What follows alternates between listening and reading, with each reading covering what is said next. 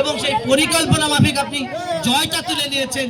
কৌশলে জলিলবাড়ও কিন্তু অনেক ভালো খেলেছে, কিন্তু তাদের কৌশলের অভাব ছিল।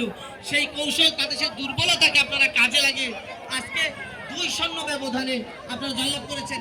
অবশ্য এই খেলার ফলাফল অন্তত 4-0 হওয়া উচিত ছিল। অনেকগুলো গোল কিন্তু আলমগীর দেখেছেন তারা মিস করছে। আবুল হাসান এই বাটকেমারে কিন্তু অনেকগুলো সুযোগ হারিয়েছেন। সাইফুল ইসলাম পান্নু দেখেছেন, অভিনন্দন। তো আজকে এই টিম সম্পর্কে এবং এই জয়লাভ করা সম্পর্কে আপনার কাছ থেকে জানতে চাইবো। এবাদত বাতুবা।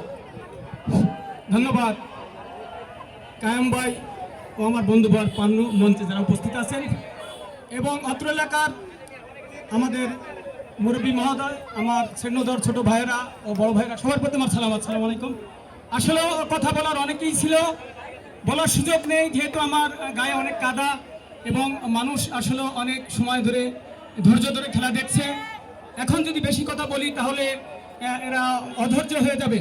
আমি জলিলপাড় ইউনিয়ন একাদশকে ধন্যবাদ জানাই ও বাটিকামারি ইউনিয়ন একাদশকে ধন্যবাদ জানাই। যদিও আমাদের কৌশল অনেকটা ভালো ছিল, এটা আমাদের বাটিকামারি ইউনিয়নবাসী যারা সমাজসেবক এবং যারা সমাজের প্রতিনিধি এবং যারা রাজনীতিবিদ, এদের মন মানসিকতা অনেক ভালো।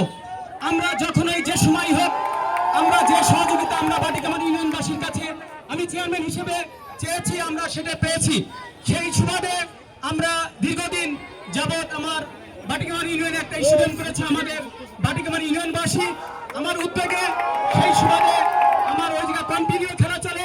শুধু বাটিকামারি ইউনিয়নের খেলোয়াড়রাই নয়, বিভিন্ন এলাকার থেকে খেলোয়াড় আমাদের কোচ রাখা আছে, তারা খেলে আমাদের প্লেয়ারে যে খেলা খেলেছে আমি তাদেরকে অসংখ্য ধন্যবাদ জানাই। তারপরেও আমাদের যে কৌশল যে খেলাগুলো ছিল অনেকেই সেই কৌশলটা আজকে দেখাতে পারিনি। আমার মনে হয় আমাদের পরবর্তী খেলায় আরো ভালো খেলবো এই আশাবাদ ব্যক্ত করছি। সবাইকে ধন্যবাদ, ইনশাল্লাহ। আসসালামু আলাইকুম।